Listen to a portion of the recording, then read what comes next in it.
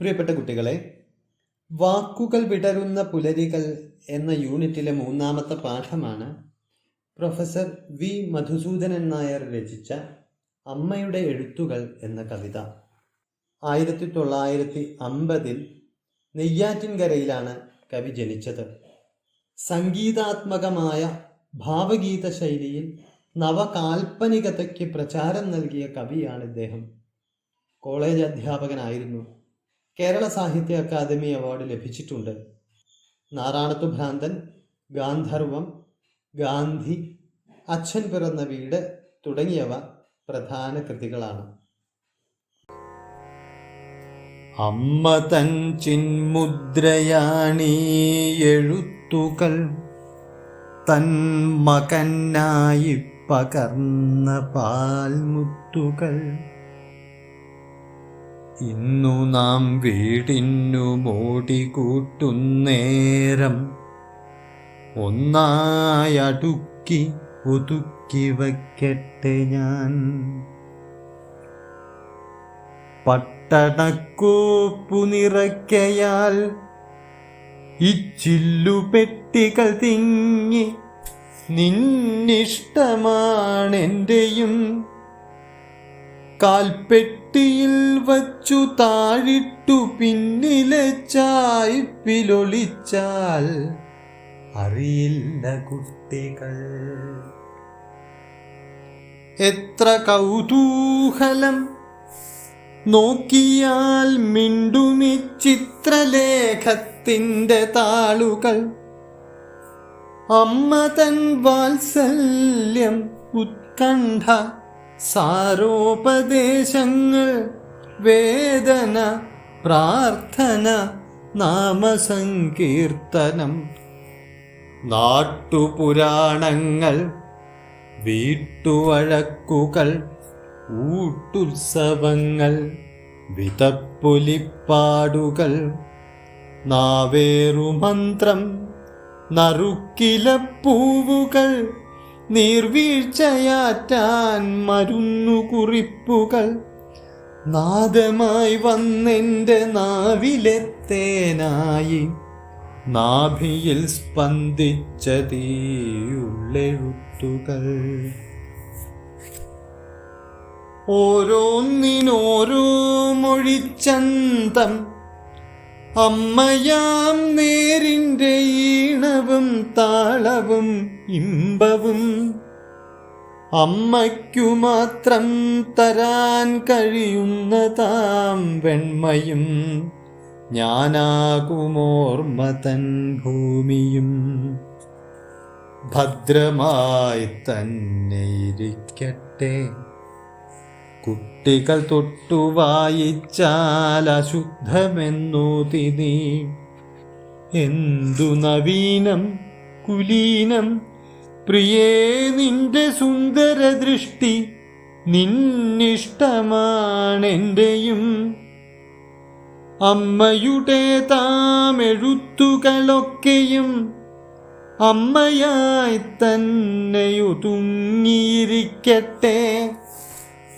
നമ്മൾ വിദേശത്തു നിർമ്മിച്ചൊരമ്മ തൻ ബിംബം ഈ ആതിഥ്യശാലയിൽ ശോഭനം. പൊക്കിളിൻ വള്ളി അടർത്തിക്കളഞ്ഞു നിൻ പൊൽക്കരൾ കൂട്ടിൻ്റെ ഉള്ളിൽ വന്നപ്പോഴേ, പോയ കാലത്തിൻ മധുരങ്ങളിൽ കൊതിയൂറുന്ന ശീലം മറന്നു തുടങ്ങി ഞാൻ. എങ്കിലും അമ്മയൊരോർമ്മയായി ആദിമസംഗീതമായി വന്നു മൂളുന്നിടയ്ക്കിടെ. അമ്മയൊരോർമ്മ, ഇപ്പുത്തൻ പ്രകാശങ്ങൾ, ജന്മമാളും വനപ്രാചീന നീലയിൽ മങ്ങിയമർന്ന താമോർമ്മ. വല്ലപ്പോഴും നമ്മളോർത്താലുമില്ലെങ്കിലും കാവലായി പിൻപേ പറക്കും കുളിർമ. രക്തത്തിലെ ചൂടായി നിൽക്കുന്ന തന്മയും താളവും അമ്മയുടെ താമെഴുത്തുകളൊക്കെയും അമ്മയായി തന്നെ ഇരിക്കട്ടെ എപ്പോഴും. ആരു വായിക്കുമീ മായുമെഴുത്തുകൾ, ആരുടെ നാവിലുയിർക്കുമി ചൊല്ലുകൾ? നാളെ ഇക്കുട്ടികൾ ചോദിക്കുമോ, നമ്മളാരുടെ കുട്ടികൾ, ആരുടെ നോവുകൾ? തായ്മൊഴി തന്നീണമെങ്ങനെ, നാവെടുത്തോതുന്നതെങ്ങനെ, ഓർക്കുന്നതെങ്ങനെ? തായ് മനസ്സിൻ്റെ തുടിപ്പുകളെങ്ങനെ, തായ് ചൊല്ലിലൂറിയ താളങ്ങളെങ്ങനെ? താരാട്ടിലോലുന്ന മാധുര്യമെങ്ങനെ? താൻ തന്നെ വന്നു പിറന്നതുമെങ്ങനെ? ആരു തേടും നാളെ നമ്മുടെ കുട്ടികൾക്കോർക്കാനും അമ്മയെ വേണ്ടായിരിക്കുമോ? അകത്തും പുറത്തും ആർദ്രത നഷ്ടപ്പെട്ടുകൊണ്ടിരിക്കുന്ന ആധുനിക ജീവിതത്തിൽ എഴുത്തിലൂടെ അത് പുനഃസൃഷ്ടിക്കാൻ പരിശ്രമിക്കുന്ന കവിയാണ് പ്രൊഫസർ വി മധുസൂദനൻ നായർ.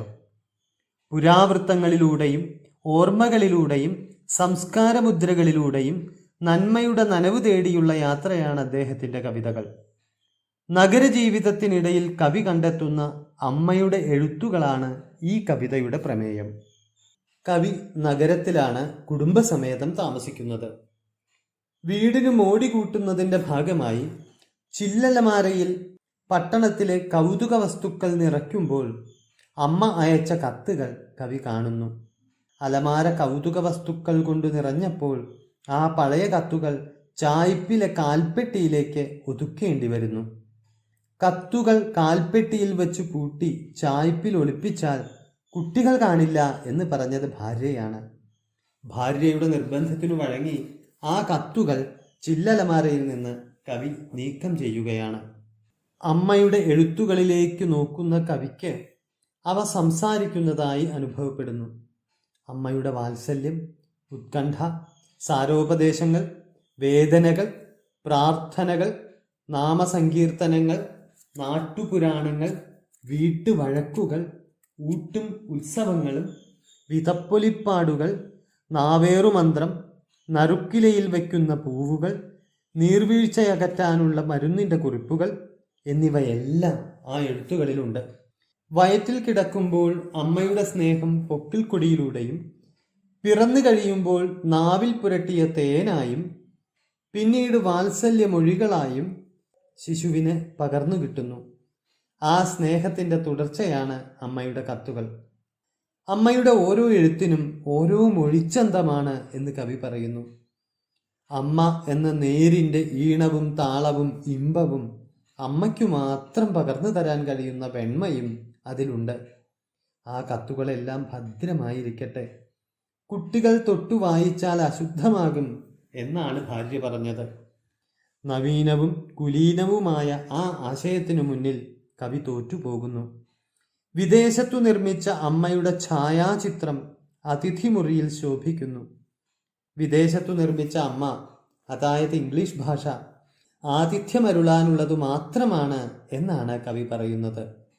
നഗരജീവിതത്തിൻ്റെ ഭാഗമായതോടെ അമ്മയിൽ നിന്നു വേർപെട്ട അഥവാ മാതൃഭാഷയിൽ നിന്നകന്ന കാലം മുതലേ പോയ കാലത്തിൻ്റെ മധുരങ്ങളെല്ലാം കവി മറന്നു തുടങ്ങി. എങ്കിലും അമ്മയെക്കുറിച്ചുള്ള, മാതൃഭാഷയെക്കുറിച്ചുള്ള ഓർമ്മകൾ ഇടയ്ക്കിടെ വന്നു നിറയുന്നു. കാരണം നമ്മൾ ഓർത്താലും ഇല്ലെങ്കിലും ജീവിതത്തിലുടനീളം കാവലായി പിൻപേ പറക്കുന്ന കുളിർമയാണ് അമ്മയും മാതൃഭാഷയും. രക്തത്തിലെ ചൂടായി നിൽക്കുന്ന സത്യവും താളവുമാണത്. അമ്മയുടേതായ എഴുത്തുകളെല്ലാം എപ്പോഴും അമ്മയായി തന്നെ, നമ്മുടേതായി തന്നെ ഇരിക്കട്ടെ എന്നാണ് കവി ആഗ്രഹിക്കുന്നത്. മാഞ്ഞു പോകുന്ന ഈ എഴുത്തുകൾ ആരാണ് ഇനി വായിക്കുക? നാളത്തെ തലമുറ ഭാഷയും സംസ്കാരവും പാരമ്പര്യവും അറിയാതെ വളരുമോ എന്നെല്ലാം കവി ആശങ്കപ്പെടുന്നു. തനിമയും ഈണവും ഉച്ചാരണവും എങ്ങനെ എന്നും കവിത മനഃപ്പാഠമാക്കുന്നത് എങ്ങനെ എന്നും മാതൃഭാഷയാകുന്ന അമ്മയുടെ തുടിപ്പുകൾ എന്ത് എന്നും മലയാള ഭാഷയുടെ പിറവി എങ്ങനെ എന്നും വരും തലമുറ ചോദിക്കുമോ എന്നും കവി സംശയിക്കുന്നു. ജീവിതത്തിലും ഭാഷയിലും അധിനിവേശത്തിൻ്റെ യുക്തികൾ എത്ര തന്ത്രപരമായാണ് പ്രവർത്തിക്കുന്നത് എന്നു കാട്ടിത്തരുന്ന ഒരു സന്ദർഭം കൂടിയാണ് ഈ കവിത.